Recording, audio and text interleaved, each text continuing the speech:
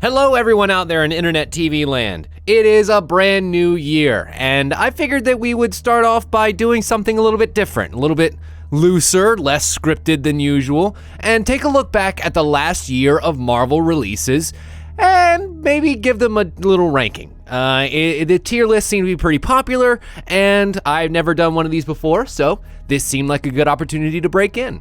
As you can see, we've got a very standard tier list in front of us here, and I've got all 11 releases down here at the bottom. Now, some of these you might be less familiar with than others, including the Marvel's M.O.D.O.K and Marvel's Hitmonkey that were both released on Hulu, but we're gonna talk about them all. And I've got my rank set up here, so without any further bother, let's get to it. We'll start off with the first one, WandaVision. WandaVision was released in January of 2021, and it was Marvel's look at grief and loss. It had some wonderful, wonderful performances by some amazing actors, and it took a while to get to the point, I think. It had a fantastic concept when it came to giving us all of these different decades of television and their representations across each of them. And the way that they transitioned between the real world and the world of Westview? Yeah, was really, really cool. But the fact that it took probably 4 or 5 episodes to really get to the heat of the meat can take a lot of people out of it. So where does something like that go? Something that has high artistic vision, but might not have completely delivered on said vision. I think because we haven't quite seen the full ramifications of that yet, it looks like we probably will in the Doctor Strange movie coming up, I'm gonna leave it at an A tier for now. I do give it points for having a high concept to go towards. I think that a lot of Marvel struggles with being fine. Marvel movies tend to be fine or better. You're not gonna find anything on this list that is just not good.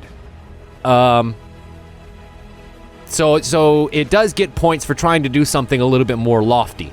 The fact that it shoots for the moon and doesn't quite make it, I don't think takes off very much. So yeah, I think A sounds about right. For now. That might change. For now. Which brings us to our next one. We got Falcon and Winter Soldier. That was the second release of 2021, starting in March, and gave us a wonderful 6-episode set. And this one took us with Bucky and Falcon as they went across trying to figure out who was going to take over Captain America.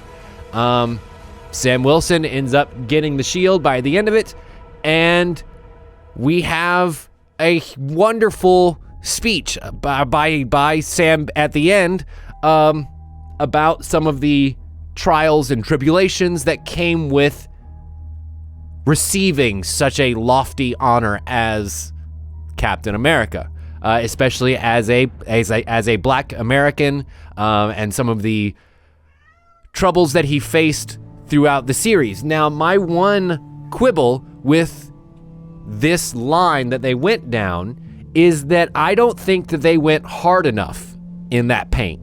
I think and this is from my very, very, very white privilege point of view, I would have enjoyed seeing more of the hardship that Sam described having in that final speech, other than the one time that Sam got harassed by cops, not even in uniform, not even in his costume, just as a regular black man, which, while very poignant, I don't think quite sold it enough. I would have enjoyed seeing him fight back against racism received while wearing the cowl. I think that was very important. That being said, the other things that it did, especially for previous Captains America, and what it did for U.S. Agent, bringing that story around, and setting up the introduction of Val, bringing Zemo around into potentially becoming part of the Thunderbolts eventually. Danny Ramirez, the young man who was Falcon's sidekick for the start of the story, if I may be so insulting to say sidekick, who kind of ends up becoming the next Falcon. Now that we have Falcon taking over the cowl of Captain America, it's already kind of set up who's going to take up the wings in his character. And the role that Carl Lumley played as Isaiah Bradley was phenomenal. The payoff for that role was superb. And getting Sebastian Stan's character to a point where he is able to be part of a family, I think puts it up there. Probably in the A rank as well. It did have some troubles in the fact that, like, most of the progress was made in the last 2 episodes. So I don't know. It might be in the A- category. I do love that, like, as a contrast to WandaVision, Falcon and Winter Soldier felt like much more of a larger scale thing. WandaVision focused very much on dealing with the locality of Westview and everything going on in that one town, whereas Falcon and Winter Soldier went across the world. So it was a little bit nicer to get back into the world of Marvel after a very small, almost bottle series, if that makes any sort of sense. So I think, yeah, I'm going to stick that at A. Which brings us to our first Hulu release, M.O.D.O.K. This was put out, I've got my notes here, in May of 2021. And for those who might not be as familiar with it, this series is one that has a huge pedigree going into it, with people like Ben Schwartz and Patton Oswalt and Wendy McClendon Covey, Clem from Reno 911, and a whole bunch of other SNL people doing voice roles in a story about M.O.D.O.K. and his removal from AIM and trying to get back into it. And it's very much Robot Chicken inspired, which is not surprising considering that it's also partly done by Stupid Buddy Studios, the company that makes Robot Chicken. But for me, the series didn't quite land. How to describe it without giving too much away? Because I do recommend watching it, but it didn't feel like it felt more like a comedy show than a Marvel show that matters. It felt more like just an episodic something, and maybe that's just not really knowing where it's going to go. But it's still good, and it was still very funny, and it had a lot of other references, and it had a lot of Easter eggs that are very fun to see. But for me, I think this is going to be just a solid B. I think B is exactly the right place to put it. And yeah, I'd say go watch it and judge for yourself. Maybe it might be a C for you. For me, I am going to put it at a B because I enjoyed a lot of the performances, but a lot of those people are some of my favorite actors. But it might be a little bit lower for you. Anyway, next one up was Loki. Loki, the one that actually shatters the multiverse, came out in June of 2021 to huge praise. There was a lot of memeage regarding variants and Morbius X Loki and whether or not it was okay to kiss an alternate version of yourself. And this is also the series that seems like it's actually going to be setting up the most in Phase 4, the introduction of Kang and the multiverse. The literal creation of. This is the one where they shatter the sacred timeline, and what will be, is starting to be with Spider-Man, and will be as we go into Doctor Strange 2, the whole crux of the multiverse starts right here in Loki. Loki, again, tried to be a little bit more of a, not really period piece, but stylized piece of sorts, going, I think, a little bit into some of the Art Deco of the 70s, which was really cool to see visually. I loved a lot of the set work that they did. The characters that they introduced were awesome with Sylvie and, Ravonna and Hunter B-15 were awesome to watch the entire way through. But I do think it suffered a little bit in the middle from some draggy parts. I think that there were a lot of times where I felt myself going, okay, well, and get on with it. Okay, and you're kind of taking a little bit of time here. Let's get on with it a little bit more, which some of these series is were created with the idea of having a lot more time with these characters to, do more things and allow the characters to breathe for a little bit. But if you're gonna have them Kevin Smith for about an hour and a half, maybe you might want to speed that up a little bit afterwards with a little bit more action and stuff. It made me feel a lot of the times like we were just waiting for the next thing to happen, which is odd. That being said, I still enjoyed the journey, and I think we are better off for the destination. I think it could have done with trimming out about 2 hours worth out of that whole series and maybe getting on with it a bit. You know, you could have done a little bit more story progression from a few other things with those 2 hours that you could have cut out that were kind of just getting from A to B, or characters talking about something that doesn't really go anywhere, or, okay, well, we don't really want to remove any of the parts where Loki's getting kicked in the balls over and over again. That's just hysterical, but you get my point. So where does it go? Where does it go? Where does it go? As for what it does, Loki should go pretty high.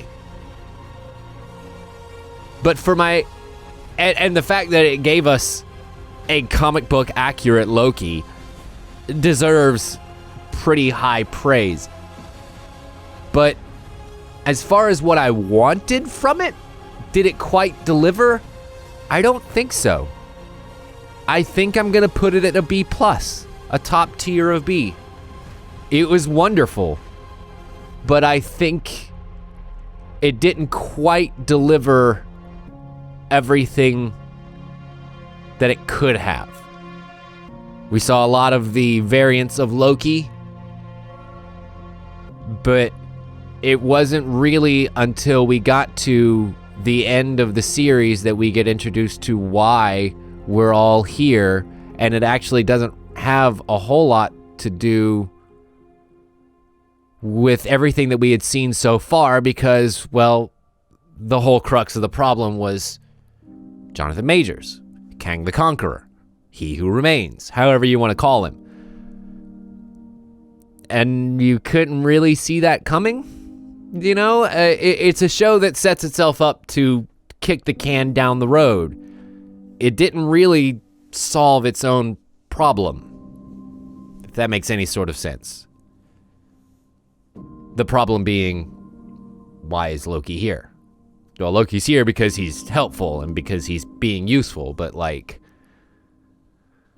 yeah.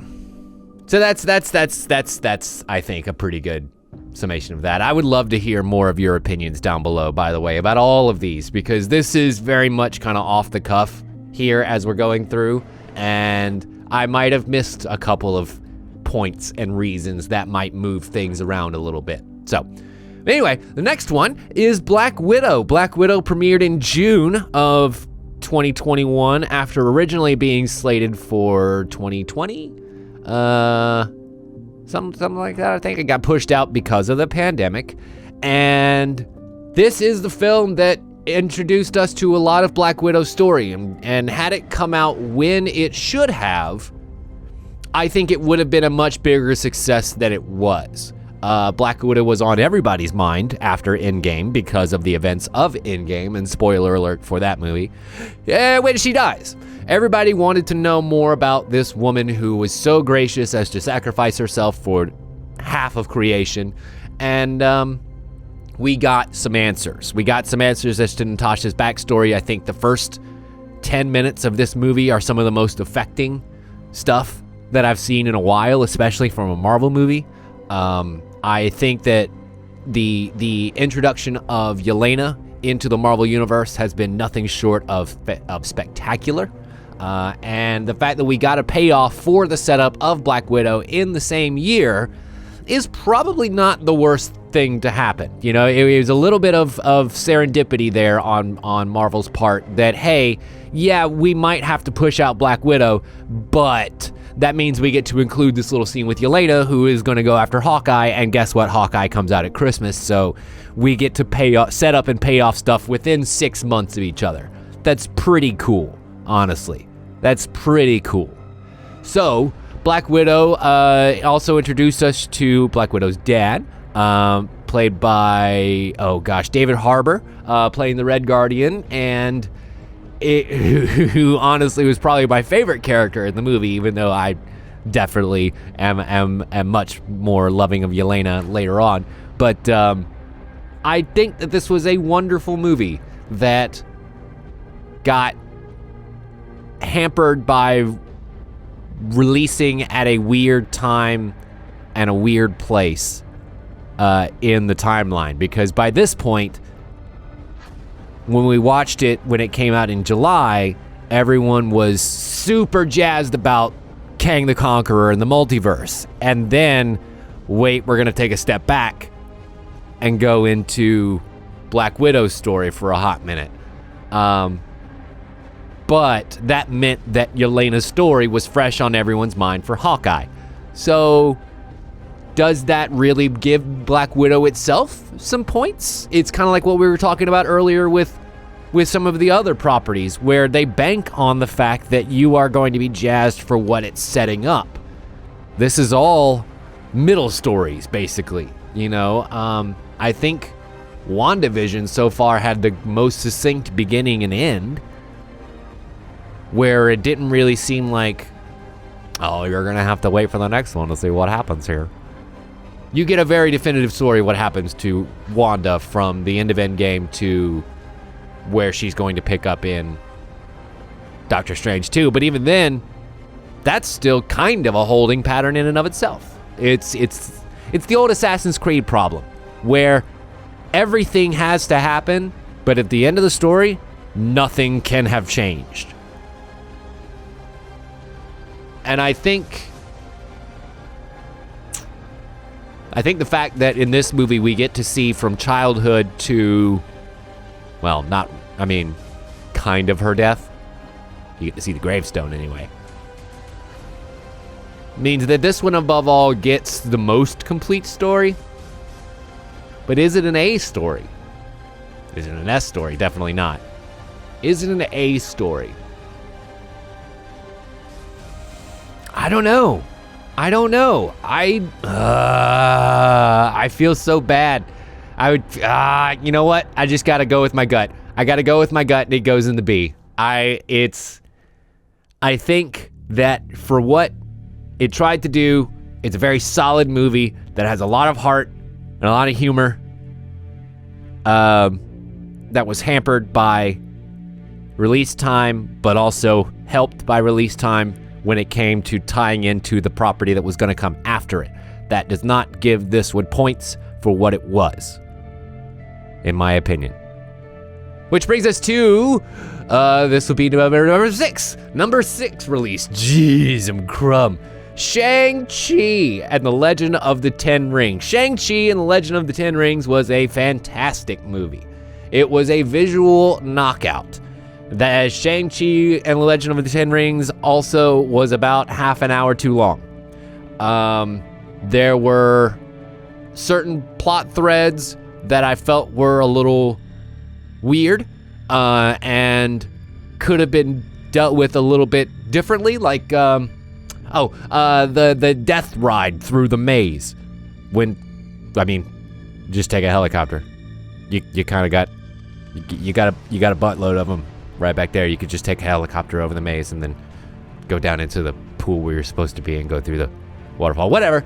And, there are a lot of moments like that where it's like, I mean, you're going to do it the hard way? Okay, sure, whatever, I'm along for the ride. But I think that a lot of the performances in it were absolutely amazing. Seeing Awkwafina just steal every scene she was in is always going to be super fun.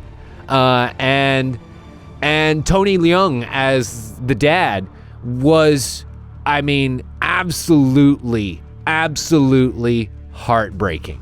Tony Leung is one of those actors that if you've never watched any, Hong Kong cinema? Yes. You will be in love with this man. He, from everything from like Hard Boiled to what else did he do? Red Cliff, the movie Red Cliff, which tells the story of like the Dynasty Warriors games. He's amazing in those movies and is capable of delivering about 7 different emotions with one glance. It's fantastic. But the ending of the movie and how they deal with his character, I think, is a little bit of a disservice. I would have enjoyed a little bit more of the back and forth of sharing the rings between father and son once it got to that point. Obviously, huge spoilers for all of these properties. But I just really, I think that visually speaking, this movie was fantastic.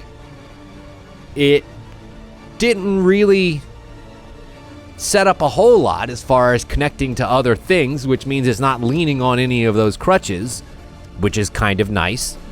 And the story that it delivered was pretty tight, but could have been a little tighter. I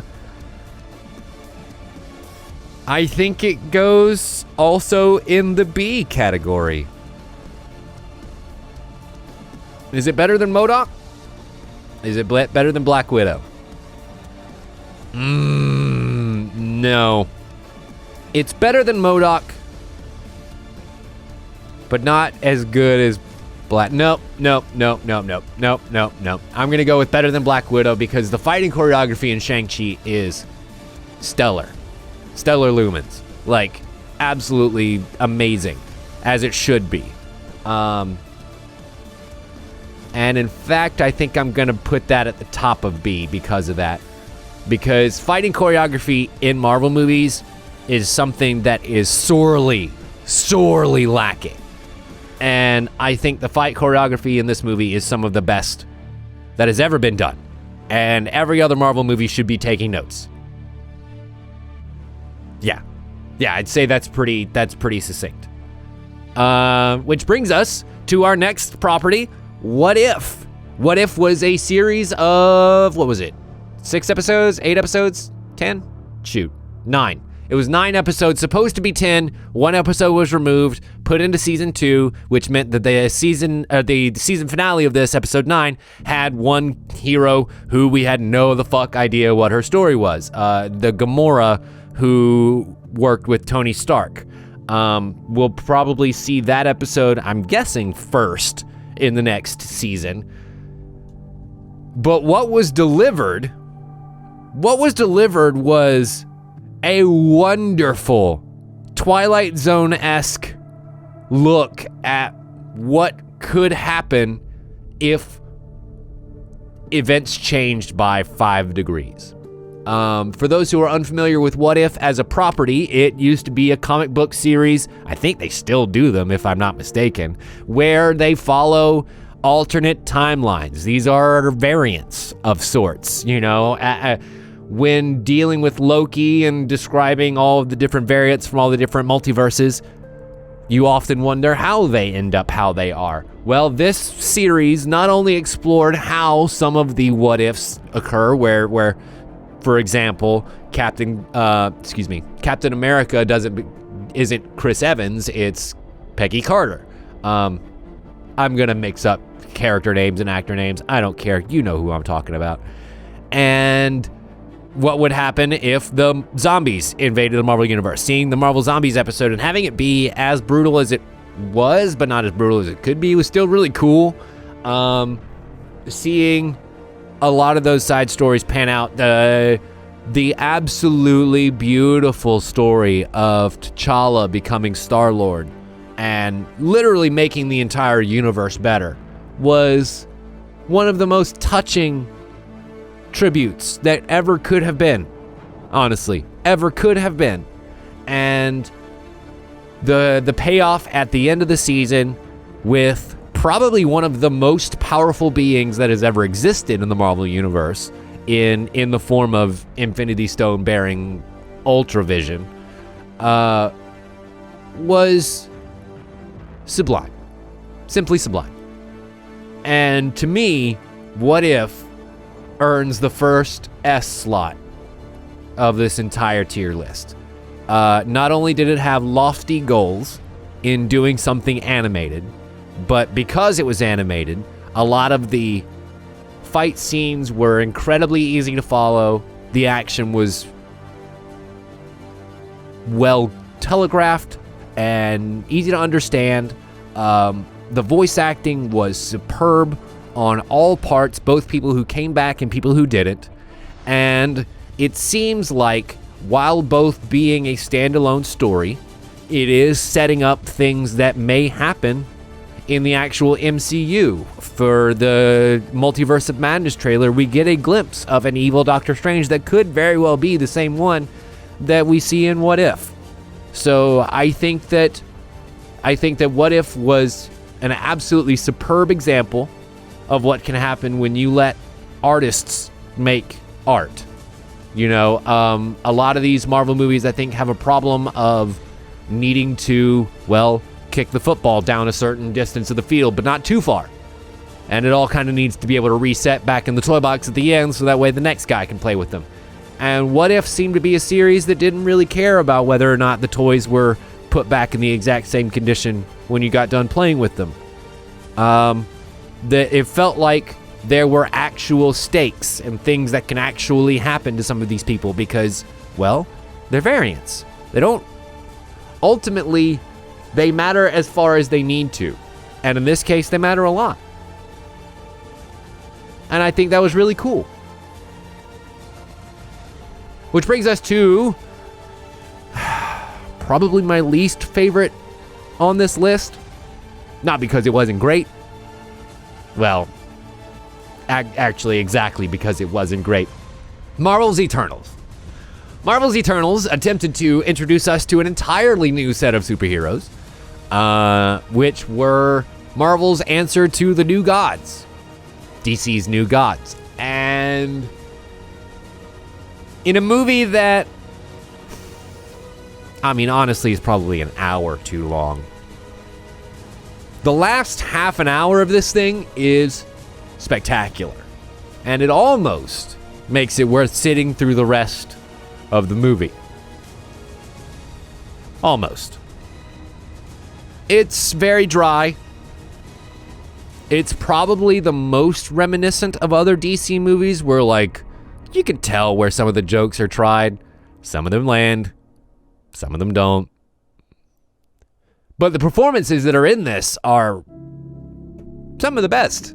The young lady, oh my gosh. Let me get to my cast list here.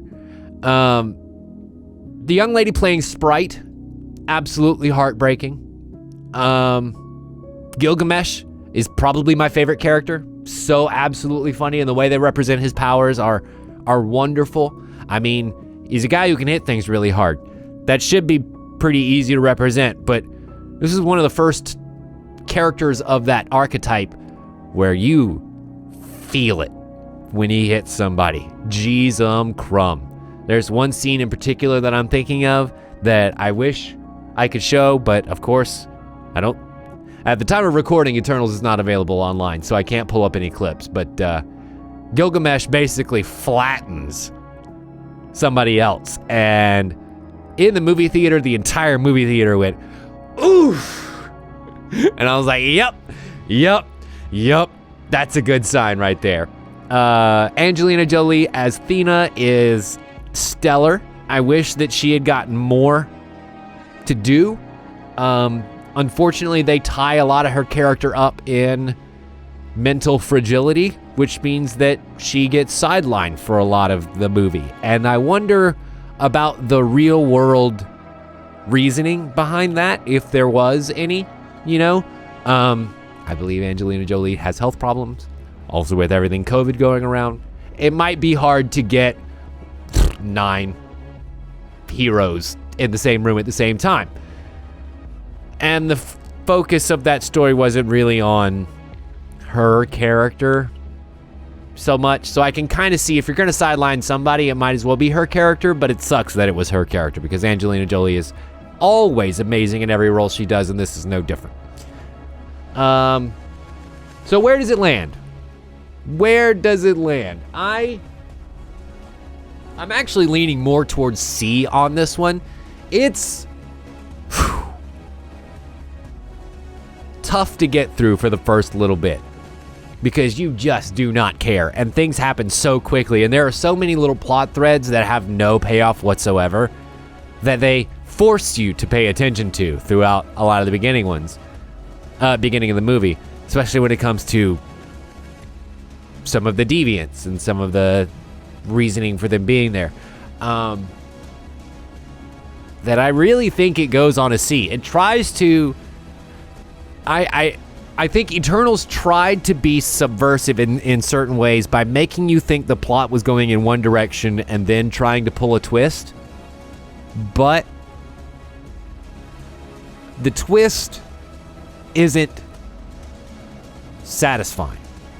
The twist doesn't change what you thought was happening before. The twist is just a new layer on what was happening before, and that's not really a twist. That's a parfait. I mean, sure, everybody loves a parfait. Once you start adding layers on top of it, you get different flavors, and it's all cool. But it was sold as a twist, and it's reacted to, in the movie at least, as a twist. But it's not. It's just a new layer.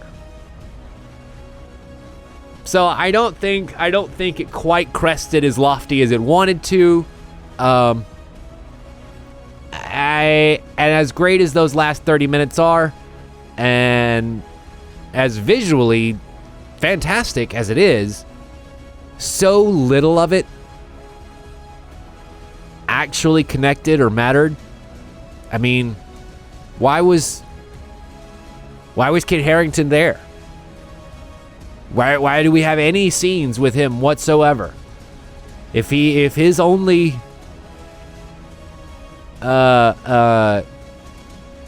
real progress was a post-credit scene with a voice cameo from Blade, what was his character even doing there?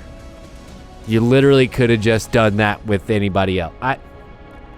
There are a lot of problems with that movie, and I think it's going to put it firmly in the C, but watch the last 30 minutes because it's great. Which brings us to our last Hulu offering, Hitmonkey. I think it's very interesting that Hulu is becoming the place for these a little bit more grown-up stories that they're wanting to tell. Kind of like HBO Max is becoming the home for DC's more adult content. I hope that continues, because Hitmonkey is fantastic. Hitmonkey, I will go ahead and tell you immediately, goes right up here in the S category, right behind What If. For those who are unfamiliar with the property, Hitmonkey is a Marvel comic that was the show came out in November of 2021, while everybody was getting hyped up for Hawkeye. So it might have slipped under most people's radar. It has a wonderful voice cast in Jason Sudeikis and George Takei and Olivia Munn and a lot of other wonderful actors who I think are Japanese in origin and probably have a huge pedigree, but unfortunately are less familiar to me.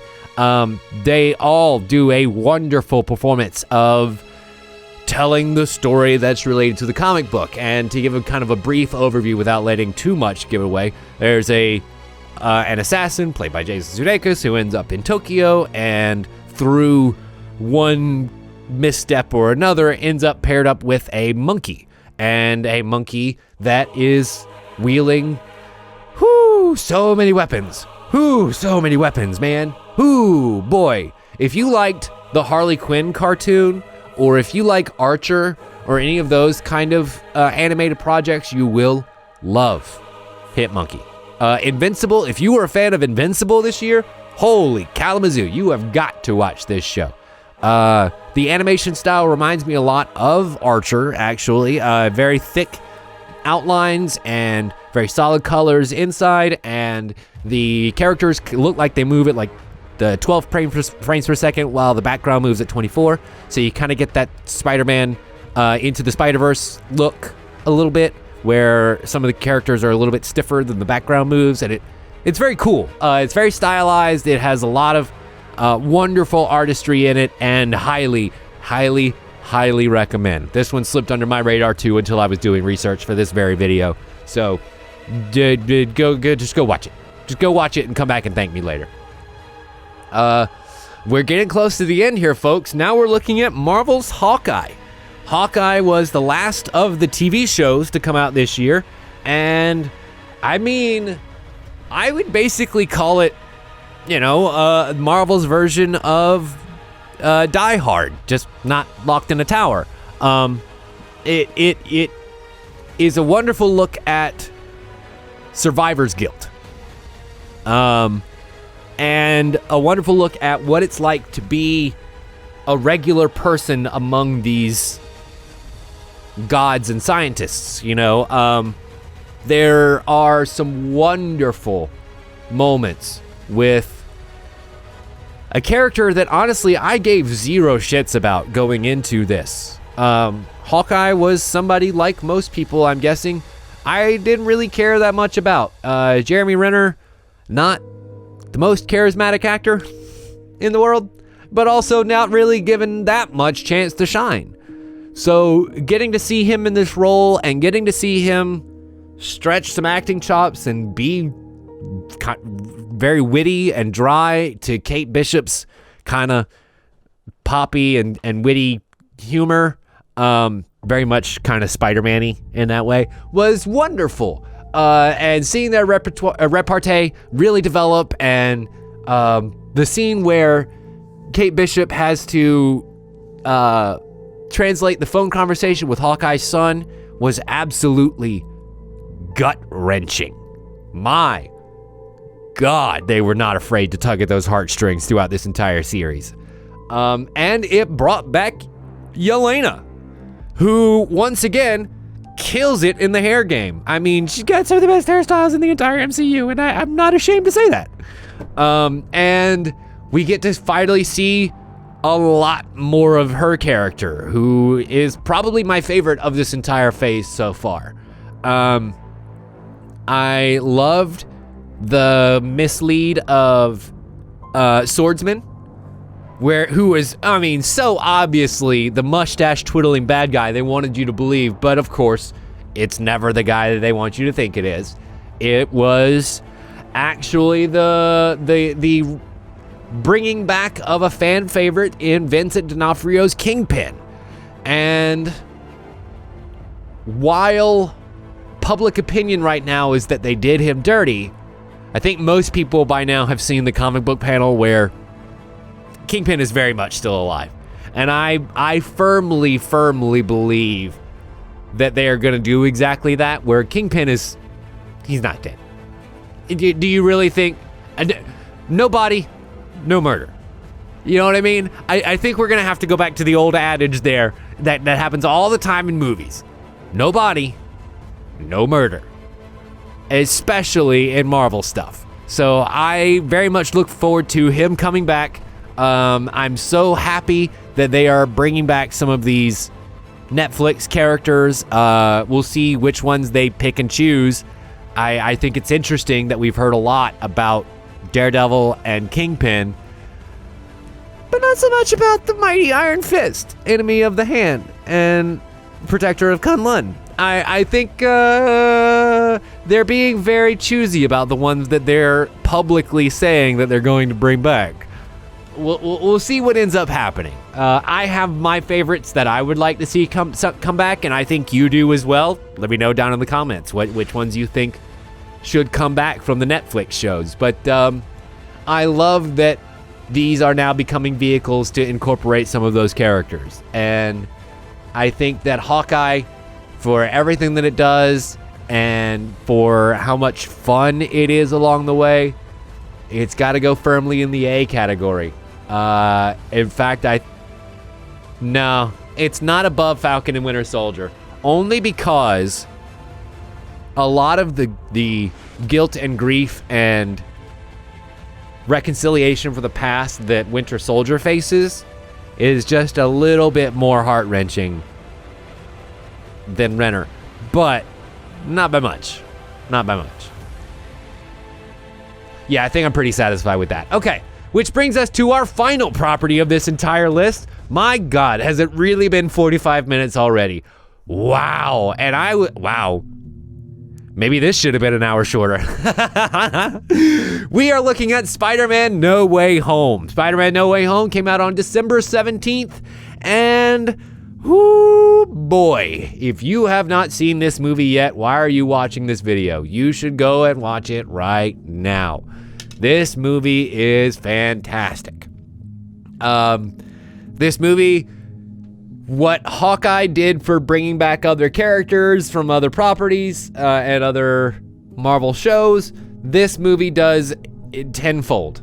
I think that the ambition that they would have to create something so nostalgia-driven, while also kind of being a pretty good story on its own, is very ballsy. This could have very easily just been a trip down memory lane and nothing more. But what they decided to do, instead of just having this Peter Parker face off and beat up old villains, having him instead try to save them, try to fix them, try to make them better, was actually very spot on. Perfect to me. Like, I enjoyed that twist. I enjoyed that look at it. And I enjoyed the fact that the idea didn't come from Peter. You know, Peter at this point is a high school student, about to go into college. He's a senior now. And, you know, he probably would be pretty quick to say, "This ain't my problem, dude," which is exactly what he said. And it takes the advice of someone that you respect, someone that loves you, to know, hey, listen, you really should pay attention to some of these things, because you're gonna end up going down a dark path where you don't really care about anything anymore. And I think that's very clear when it comes to Andrew Garfield's line of, "One day I just stopped pulling my punches." When you stop having that humanity be a part of your superhero ship, it's very easy, especially for the most powerful among them, to fall victim to Dr. Manhattan syndrome, where nothing really matters. I just do whatever I think is the right thing to do, without thinking about the ramifications, without thinking about the consequences, without thinking about the responsibilities that come with that power. And I'm trying to think of whether I've said everything I want to say before I jump right onto that line. I was very surprised and impressed and pleased that not only did they break out that line yet again, but, man, as soon as she said it, as soon as Aunt May said it, I was like, "I'm sorry, babe. That means you gotta die." You don't get the privilege of saying that line without it being followed immediately by your untimely and ungainly death. That being said, Aunt May's death is actually one of my biggest sticking points in this movie, only because it was very unclear. They basically just shove her in the back with a quick view of the goblin copter. But we know that thing's got blades on it. I think it's just supposed to be an implication because this is a kid's movie. Kind of. It's PG. PG-13? One or two. And that means they probably can't show running her through, or maybe didn't want to show running her through like they did in some of the Raimi movies, which could have also played into the fact that like they let that scene go on for quite a bit longer than it probably needed to, so that way Aunt May had time to say the line and then die. And I don't know, it was just a little sloppy. But fun to watch. You know, sloppy joes are always excellent to eat. You might get a little bit on your shirt and you might get a little bit on your face, but that doesn't mean you didn't enjoy it. You know what I mean? Yeah, I think that's a pretty good way to put that. And the payoff at the end was spectacular. Amazing, if you will. I loved seeing all the Spider-Mans together, and I loved watching them go after all the villains. I think that the internet's prediction was exactly right, that the scene from the trailer that had all the villains and one Spider-Man leaping to each other were actually all three Spider-Man leaping together, and it was wonderful. I enjoyed watching the more mundane moments of their herohood, you know, watching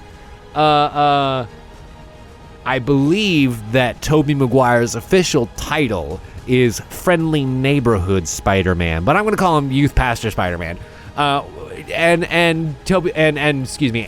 Andrew Garfield Spider-Man talking about their back problems and being older Spider people. That is always going to be hysterical to me. I don't know why. It's the stars, they're just like us page of the Marvel Comics universe, and it's always so funny. And not to mention there is a little bit of a meta aspect to it because Tobey Maguire did injure his back actually swinging around in Spider-Man, and that was even more hysterical. And also, let's not forget that it, of course, sets up a lot more that's going to happen here in Phase 4. The end credit sequence being a literal full trailer for the next Doctor Strange movie was, I mean, honestly, a little breathtaking. I don't think that has ever happened where the end tag for one movie is just the trailer for a next movie. And if it has happened, it's probably an older movie practice. I'm guessing, because it hasn't happened in my lifetime that I can recall. So that was a really fun surprise. I think that this movie, where it ranks, is probably another A. I mean, this was a good year for Marvel, okay? If you could, I mean, looking at this list, nothing is a D. There was nothing that I went, you know what? I'd like to have my time back, please. Nothing. Not one of these projects on the list. So where, I think I am going to put it at a high A. I think I'm going to put it just ahead of Falcon and Winter Soldier. I loved a lot of the emotional anguish that we got to see out of Tom Holland in this movie. I loved a lot of the reconciliation that we got to see with and about the other Spider-Mans.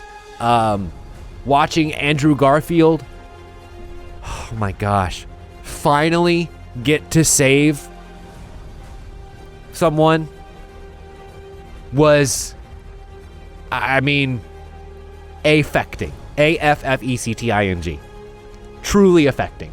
And that's a scene I'm going to remember for a long time to come. But I don't think it quite hit every mark that it wanted to. You know what? It's going to go above WandaVision because the fights are a little better. As you can tell, I'm a huge fan of that kind of stuff. And all of that, I think, really matters when it comes to judging these as a whole, because it's not just what they did for the Marvel Cinematic Universe, or just what they do as a solo story, or just are they pretty, or just are they well written. It's all of these things.